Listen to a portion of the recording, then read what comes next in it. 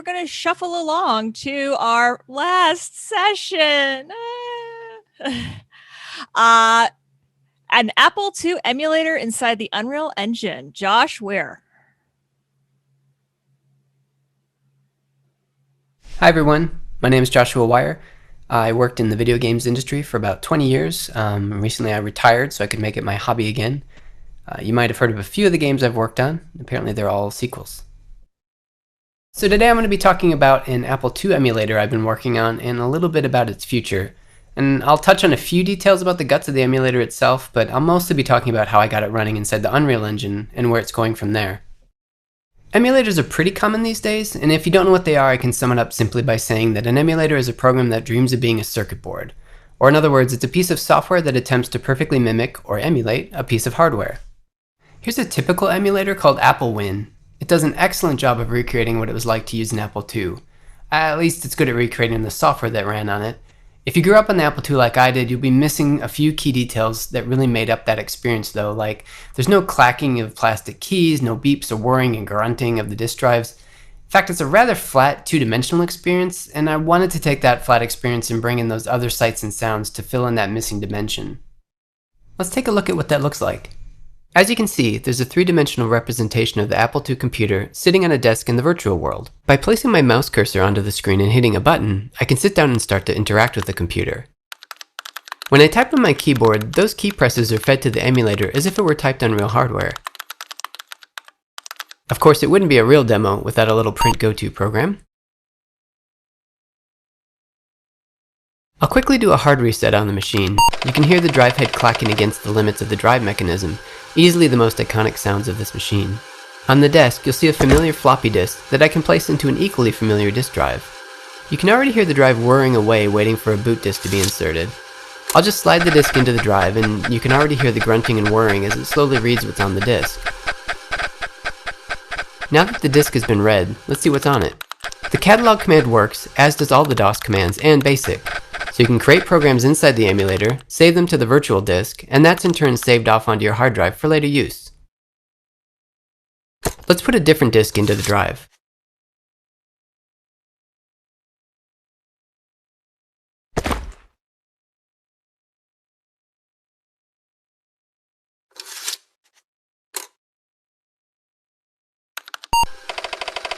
While this is slowly loading, let's talk about the other device sitting next to the computer, the joystick. I also took the time to accurately emulate how this device sent signals to the old Apple IIs, which meant that the system can utilize it as well in its emulation. So if we load up something like this classic title, we can actually fly a sortie and save a few hostages.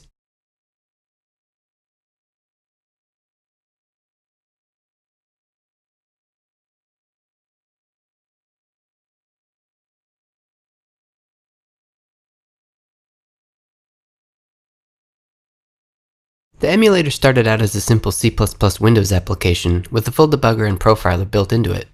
The first order of business was to modify this standalone application into a form that could be controlled from the Unreal Engine. To do this, I converted the application into what's known as a Dynamic Link Library, or DLL. Once in this form, I could simply ask the DLL to create an instance of an Apple II for me from within inside the engine. I could even ask for multiple instances of Apple IIs all running at the same time.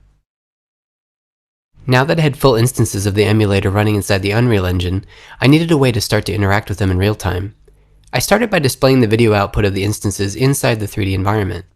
A scene such as this one is made up of a massive collection of surfaces, all represented as triangles. Each triangle will typically have some sort of material mapped to its surface. This creates the illusion of a solid surface with color and texture. It can be shiny, bumpy, rough, glowing, reflective, even transparent or refractive. These materials are made up of two-dimensional flat images called texture maps. If we look at this image of the Apple II, as represented by a three-dimensional model inside the game engine, you can see that its texture map contains a flattened representation of the computer's iconic logo and shell. You can also see a static image that represents the monitor's output baked into the texture map. But to display the emulator's output on the screen in real time, I'd need to take the video output from an instance of the emulator and transform it into a texture map that could be mapped onto the computer's screen geometry every frame. The process starts by taking the raw 1 kilobytes of video memory in the Apple II's RAM, between 400 and 800, and rendering that to a black and white image. This image is then tinted green or amber depending on your preference, and then finally scan lines are added before the texture is mapped onto the three-dimensional geometry in the level. Some further material magic is done to make a convincing screen surface. Now that the image is shown on screen, how do we capture the other missing pieces of the machine? Namely the sounds it made, not just the beeps and bloops of the speaker for when playing a game, but the sounds of the physical components that other emulators don't capture. The most simple example is the clicky plastic keys that the Apple II possessed. To recreate these, I sat down with a microphone and recorded a large amount of key presses. Then I simply play these back whenever a key is pressed while using the machine. But the key presses aren't exactly iconic. Quite a few of us use brand new keyboards that are much louder than these old machines. There was, however, one noise that truly defined the Apple II experience. It wasn't going to be an accurate emulation without this noise and the other accompanying grunts and whirs of the Disk 2 drive system. So I sat down with my microphone again and got to work. When we insert a disk, we can see the floppy slide in and the retaining pad close. The disk drive is already spinning and you can see that the red LED is lit up showing the drive motor is active. Now you can hear the drive reading data from the various tracks and sectors in the floppy. Each of these is triggered by a real read and write event from the disk, mimicking what the drive would really sound like reading the exact data. Finally, let's hard reset the machine and hear the drive head clacking against the inner limits. Again, the sound is generated from the head attempting to move past its starting point, so each clack you hear is another overshot track, instead of a pre-canned sequence.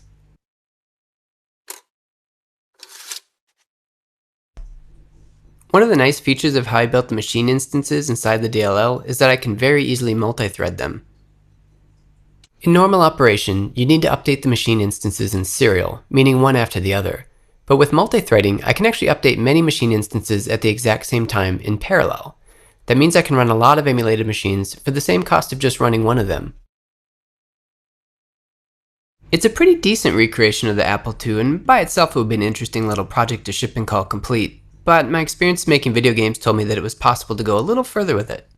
There are a lot of video games that pay homage to their past by including little computer terminals inside their worlds.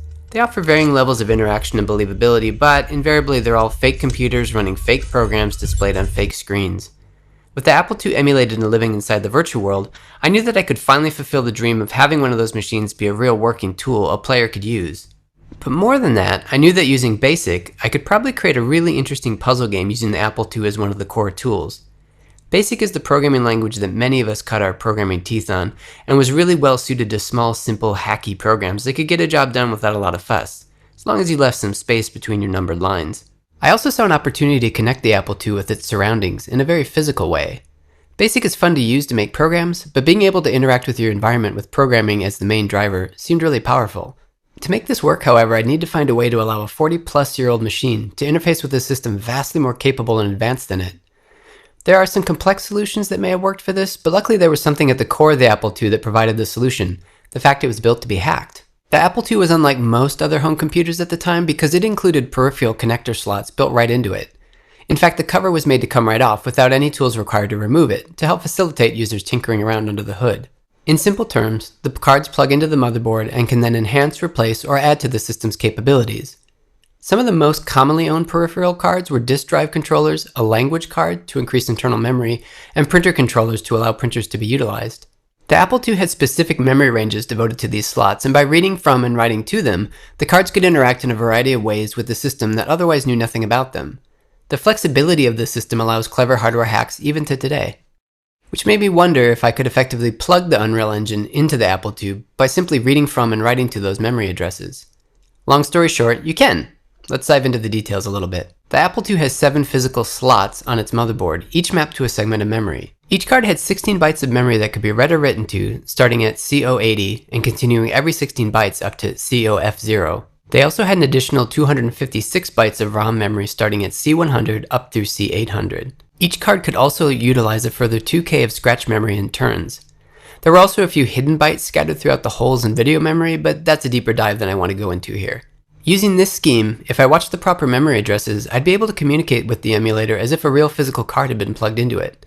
And though simple, I could contrive a lot of different use cases for this, and through some simple peek and poke commands, users could do all sorts of things with the virtual world the computer found itself in, like open doors, read sensors, even align satellite arrays. An extra benefit of this scheme is that it forces all my solutions to be plausible for the era. I can't write magic code or suddenly display sharp 3D graphics coming out of the Apple II. It's all real software written in either BASIC or 6502 assembly language. In fact, all the software you interact with in the game can be run and interacted with on a real Apple II just fine. In this example, we can see a large door that's refusing to open. If we read this service manual, we can see that writing a value of 255 to the hexadecimal address of C118 should force it open. A quick bit of conversion on a calculator gives us a decimal amount to type into BASIC.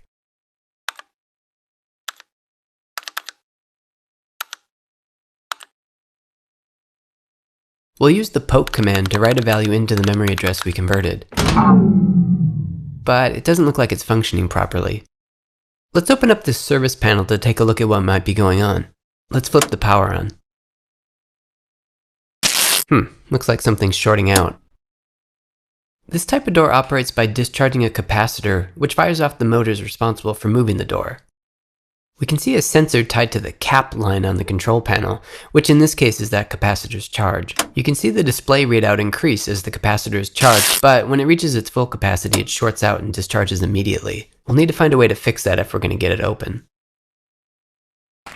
The documents say that we can read that charge's value at the address C111.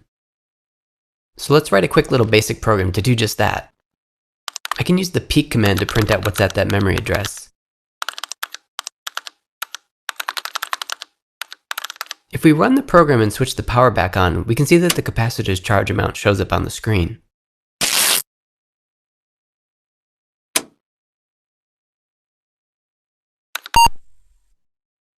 If we read the document again, we can see a note that the capacitor needs to be above 80% charged to work properly. So perhaps we can trigger the door to open once it's crossed that 80% threshold, but before it maxes out.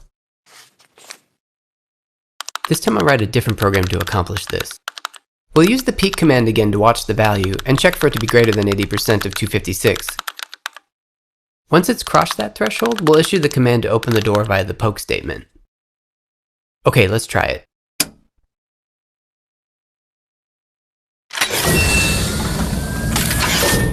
And there we go, problem solved. ZeroPage is currently in production with myself and a few ex-colleagues lending their skills. If you're interested in helping with development, either by playtesting, contributing your technical knowledge, or just sending some thoughts, please get in touch with me using the following methods, and follow along on Twitter to see how things are progressing. Thanks, I'll stick around for questions.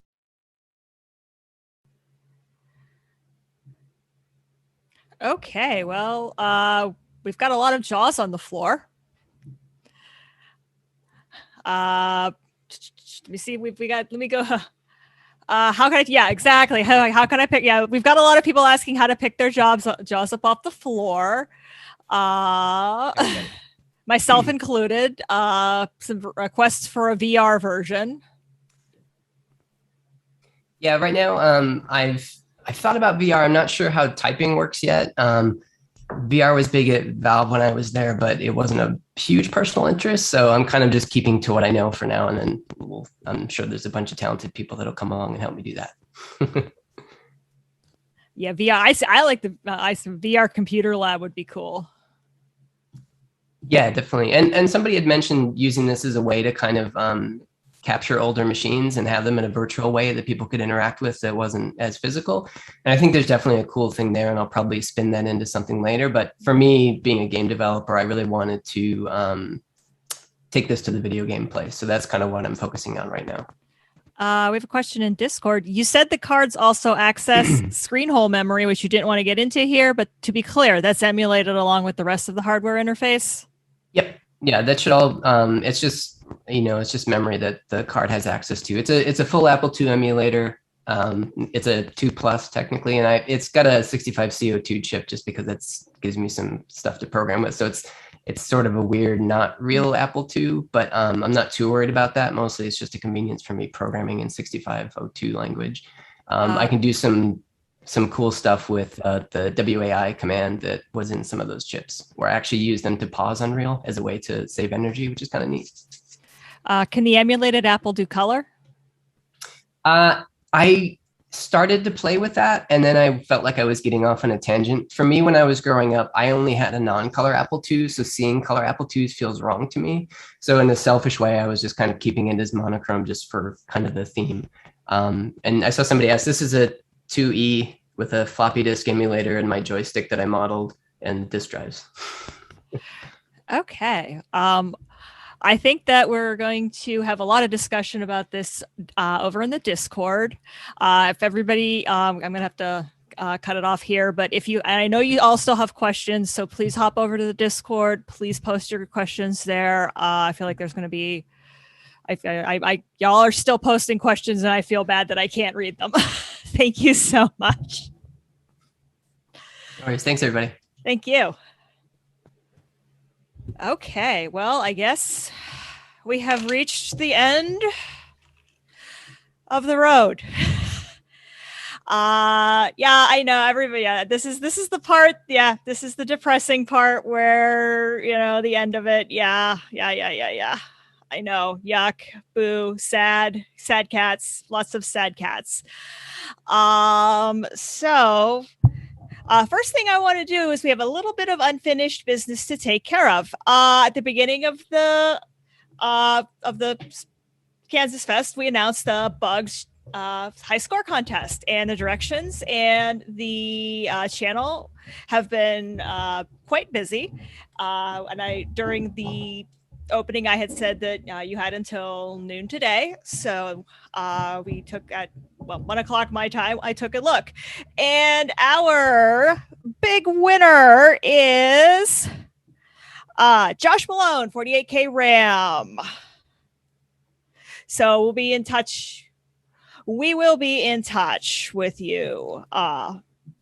Everybody, y'all did an amazing job. This was, y'all did, like, these were, I played the game and I'm looking at your scores going, nope. All right. Before I, we want to thank everyone. Thank you all for being here. Thank you for showing up, showing out, doing all these things, like putting on discussions and for asking questions and being in the Discord and being on video chat and just making Virtual KansasFest the best Virtual KansasFest it can totally be. We couldn't do it without y'all, and we do it for y'all. So happy to do it. Hopefully y'all had a good time. And I'm going to throw it over to see if anybody else in the committee has anything final wrap up they want to say. I would like to thank Sally and Gabriella who did the captioning for us. Yes. I think you did a fantastic job, especially with all the technical terms that were thrown around. So we really appreciate that. I'm not on the committee, but I paid premium for this spot. No, just kidding. I want to make sure that not only have all the presenters done an amazing job, but I want to thank and acknowledge the committee, alphabetical by first name. That is Andy Malloy, Chris Torrance, James Littlejohn, Kate Skutnicki, Kirk Mitchell, Martin Hay, Paul Hagstrom, Peter Neubauer, Sean Fahey, and Steve Weirick. The work that you do is professional, and I think it's very important to acknowledge that you are all volunteers. Nobody gets paid to do all this work. And pivoting a 32-year tradition or 31 years of physical events into a 2-year virtual event is not easy. And when you don't have a live audience in front of you, it's really hard to feel the appreciation that we all have. So thank you very much for putting together yet another wonderful annual KansasFest. I agree. I think it's something that everybody played a piece in, and it took everybody to make this happen. And I feel honored to get to work with all these wonderful people.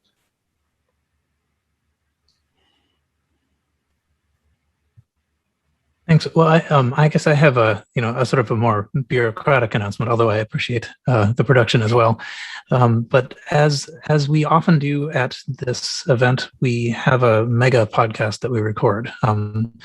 And so largely all the people who, or just a group of people who have independent podcasts and are also here are going to record it together. And I believe that we are going to stream that as we record. So we'll record it in a Zoom.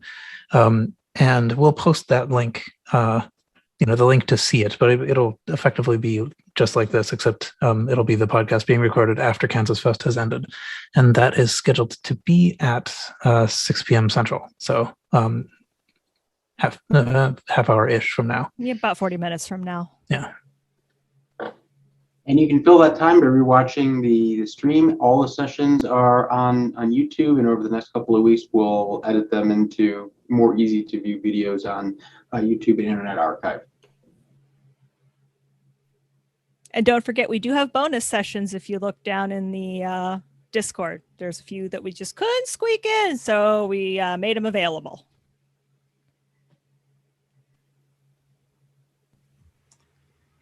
There's a question about KansasFest next year. Well, I'm going to get to that. Just a couple of housekeeping notes before we sign off. Discord. Everybody always asks this year. The Discord, just like last year, is going to remain available. We're not going to shut the server down or anything. Y'all have had some amazing discussions there over the past year, and we want to keep that going. So come on in, hang out with us. Don't be strangers. It's going to be there probably as long as I'm willing to run it. Yeah. So other than that, well, there is one more thing. We hope to see all of you next July 19th through the 24th, 2022 at Rockhurst University, hopefully. No promises, but we are going to see what happens. But as of right now, we very much want to put on a traditional KansasFest. So, we'll see what happens in the world. Keep your fingers crossed. Offer up. Offer a sacrifice that Commodore to the gods. Do what you got to do. Thanks everybody for hanging out with us for the last 2 days. It has been a blast. Yes, spray for Atari.